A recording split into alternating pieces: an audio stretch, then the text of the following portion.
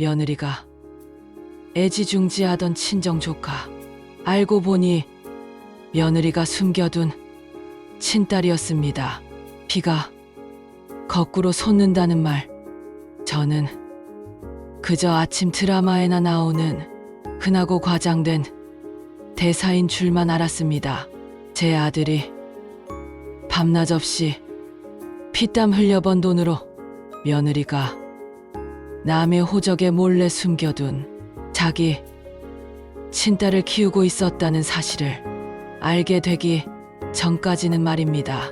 제 아들은 저에게 세상 무엇과도 바꿀 수 없는 제 삶의 유일한 이유이자 자랑이었습니다. 남편을 일찍 여의고 홀로 식당 주방부터 청소일까지 안 해본 일 없이 억척스럽게 키워낸 아들이었습니다. 제 고생을 아는지 아들은 단 한 번도 속을 썩인 적이 없었고, 번듯한 대기업에 취직해 첫 월급을 타온 날 제 거친 손을 잡고 엉엉 울던 그토록 다정하고 착한 아이였습니다. 그런 제 아들이 어느 날 평생을 함께하고 싶은 여자가 생겼다며 집으로 인사를 시키러 왔습니다. 참으로 단아하고 선이 고운 아가씨였습니다. 며느리는 제 앞에 무릎을 꿇고 앉아 친정이 조금 기운다고 조심스레 털어놓았습니다. 아버지는 일찍 돌아가시고 홀어머니와 이혼 후 혼자 어린 딸을 키우는 언니가 있다고 자신의 배경이 부족해 죄송하다며 고개를 숙였습니다. 저는 떨리는 며느리의 손을 따뜻하게 잡았습니다.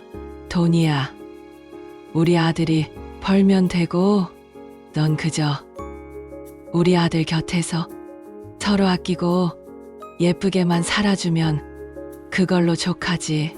가진 것 없는 집안이라도 둘이 사랑하고 우애 좋게 지내면 그만이라고 진심으로 생각했습니다. 며느리는 눈물을 뚝뚝 흘리며 제게 평생 효도하겠다고 다짐했고, 저는 그 눈물이 제 아들을 향한 깊은 사랑인 줄로만 굳게 믿었습니다. 결혼 초반, 며느리는 참으로 싹싹하고 살가운 사람이었습니다. 퇴근하고 돌아온 아들의 겉옷을 살뜰히 받아주고 주말이면 제게 먼저 전화를 걸어 안부를 묻곤 했습니다. 저 역시 며느리가 예뻐서 철마다 보약을 지어 보내고 아비 없이 자라는 며느리의 조카가 눈에 밟혀 명절이나 아이 생일이면 남몰래 며느리 손에 두둑한 봉투를 쥐어주며 친정 식구들을 보듬었습니다. 내 아들이 사랑하는 여자의 가족이니 당연히 제가 품어야 할 사람들이라고 생각했습니다. 하지만 평온했던 일상에 미세한 균열이 가기 시작한 것은 결혼 1년 차가 넘어가던 무렵부터였습니다. 시간이 지날수록 며느리의 행동은 제 상식의 선을 조금씩 아주 교묘하게 벗어나기 시작했습니다. 주말마다 시댁에 오는 것은 바라지도 않았습니다.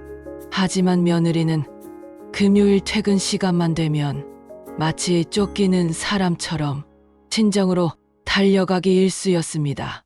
어머니, 언니가 갑자기 몸살이 심하게 나서 제가 조카 밥 좀 챙겨주러 가야 할 것 같아요. 죄송해요. 처음 한두 번은 형제애가 깊어 그러려니 했습니다. 하지만 주말 내내 텅 빈 신혼집에서 제 아들이 혼자 배달 음식으로 끼니를 때우는 일이 잦아졌습니다. 우리 아들은 평일 내내 야근해 주말에도 처자식 먹여 살리겠다고 특근까지 나가며 뼈 빠지게 일하는데 며느리의 온 신경과 시간은 오로지 친정, 정확히는 그 조카에게만 쏠려 있었습니다. 위화감은 돈 문제에서 가장 먼저 수면 위로 드러났습니다. 어느 날 아들네 집에 밑반찬을 가져다 주러 갔다가 우연히 거실 탁자 위에 놓인 아들의 카드 영세서를 보게 되었습니다. 무심코 시선이 닿은 카드 청구 서금액은 제 두 눈을 의심하게 만들었습니다. 아동복 명품 브랜드 결제건부터 장난감, 그리고 이름 모를 어학원의 수강료까지 달마다 150만 원이 훌쩍 넘는 돈이 오직 조카를 위해 쓰이고 있었습니다. 며느리 본인은 계절이 바뀌어도 시장에서 산 10,000원짜리 티셔츠를 입고 다니면서 말입니다. 그날 저녁 저는 참다 못해 며느리에게 넌지시 한마디를 건넸습니다. 내 마음은 알겠지만 훗날 너희들 아이도 낳고 집도 늘려가려면 저축을 해야 하지 않겠냐고 타일렀습니다. 그때 항상 순종적이던 며느리의 얼굴이 순식간에 차갑게 굳어지는 것을 보았습니다. 며느리는 애써 입꼬리를 올리며 제게 또렷하게 말했습니다. 어머니, 언니가 형부도 없이 혼자 고생하는 게 너무 핏줄로서 가슴이 찢어져서 제가 임으로써 조금 보탠 것뿐이에요. 우리 그이도 허락한 일이고요. 그 짧은 대답 속에 담긴 묘한 적대감과 가증스러운 눈물 연기에 저는 순간 말문이 막히고 말았습니다. 내 아들이 허락했다는데 시어머니인 제가 더 이상 무슨 말을 할 수 있었겠습니까?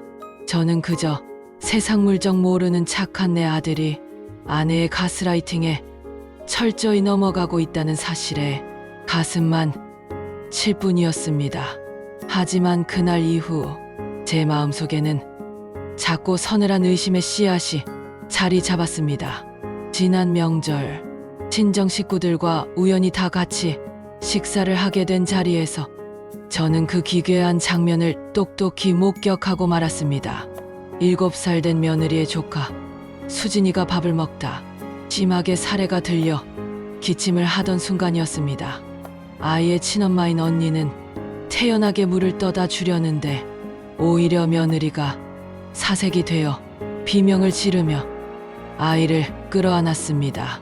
하얗게 질린 얼굴로 바들바들 떨며 아이의 등을 두드리던 며느리의 두 눈, 그것은 결코 조카를 걱정하는 이모의 눈빛이 아니었습니다.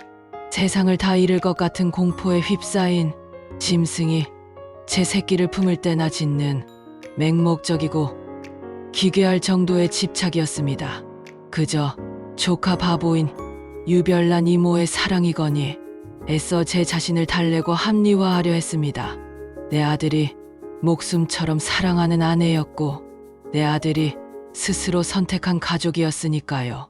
하지만 제가 억지로 덮어두려 했던 그 서늘한 의심의 씨앗은 결국 그의 겨울병원 수술실 앞 복도에서 걷잡을 수 없는 거대한 진실의 괴물이 되어 잔인하게 조여오게 됩니다. 다음 화에서는 조카의 수술실 앞에서 이성을 잃고 오열하던 며느리의 소름 돋는 절규, 그리고 제가 직접 주워든 두 가닥의 머리카락이 만들어낸 충격적인 유전자 검사 결과가 공개됩니다. 내 아들의 피땀 어린 돈으로 남의 핏줄을 호의호식하게 만든 며느리에게 머리채를 잡을 뻔한 분노 대신 제가 선택한 가장 차갑고 완벽한 응징이 어떻게 시작되는지 꼭 확인해 주시길 바랍니다.